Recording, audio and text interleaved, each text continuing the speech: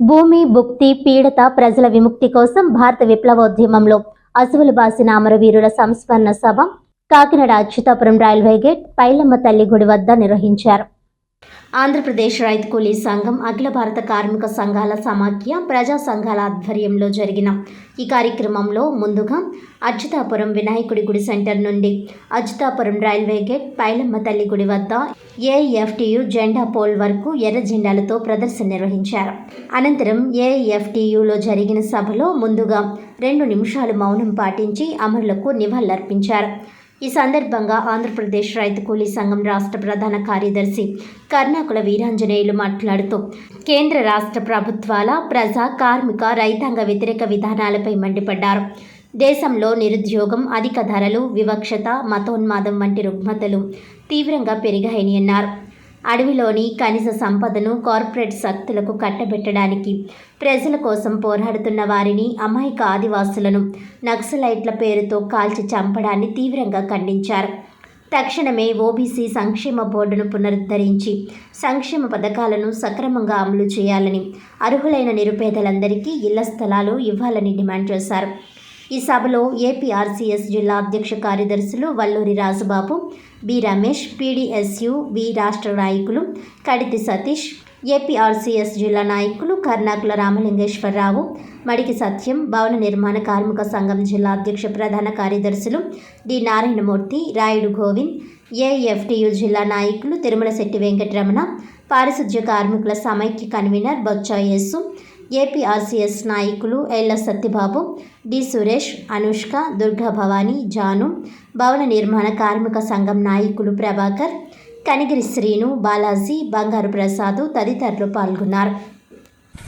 ఈ యొక్క ప్రపంచంలో గుర్జా పార్టీల యొక్క మీటింగులు అంటే శ్రమజీవులు, కష్టజీవులు ఎర్రజెండా ఆధ్వర్యంలో మీటింగులు అయితే ఎలా ఉంటాయి అన్నది చాలా మందికి తెలియదు.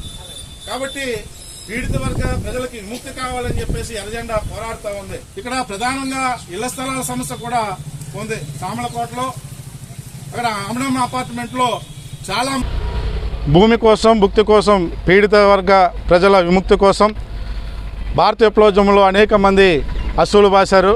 వారిని స్మరించుకుంటూ అమరవీరుల సంస్మరణ సభను ఈరోజు జిల్లా కేంద్రం కాకినాడలో జరుపుకుంటూ ఉన్నాం. ఈ నెలంతా కూడా మొత్తం ఉమ్మడి తూర్పుగోదావరి జిల్లా అంతా కూడా అనేక కేంద్రాల్లో మేము ఈ అమరవీరుల సభలను ఏర్పాటు చేయడం జరిగింది, ఘనంగా నిర్వహించడం కూడా జరిగింది. అలాగే ఆఖరుగా ఈ కాకినాడ పట్టణంలో ఉన్నటువంటి పైలమ్మ తల్లి భవన నిర్మాణ కార్మిక సంఘం ఆధ్వర్యంలో ఇక్కడ అమరవీరుల సంస్మరణ సభను మేము జరుపుకుంటూ ఉన్నాం.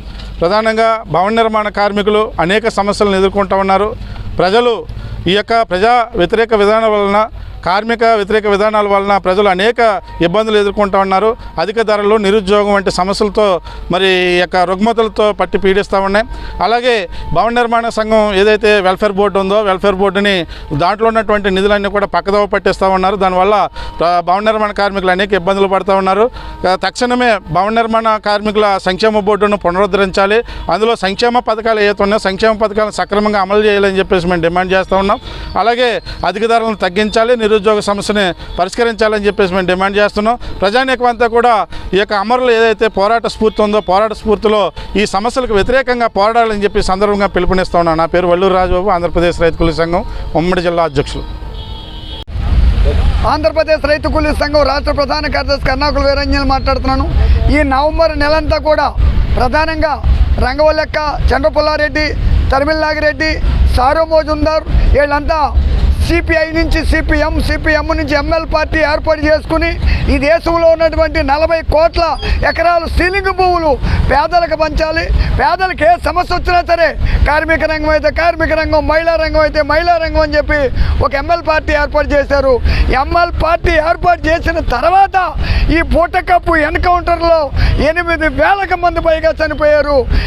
ఏ బూటకప్పు ఎన్కౌంటర్లో చనిపోయారు, ఏ ఆశయ లక్ష్యంలో చనిపోయారు, ఆశయ లక్ష్యం లక్ష్యంలో భాగమే ఇవాళ ప్రధానంగా ఈ నెలంతా కూడా ఏ భూమి కోసం, ఏ భుక్తి కోసం, ఏ దేశ విముక్తి కోసం మీ ప్రాణాలు అర్పించారో మీ త్యాగాలు వృధా కానివ్వం, భూమి భుక్తి వచ్చే వరకు పోరాడతామని ప్రధానంగా ఇవాళ కాకినాడ టౌన్లో ఇవాళ ప్రధానంగా ఈ మీటింగ్ ఏర్పాటు చేయడం జరిగింది.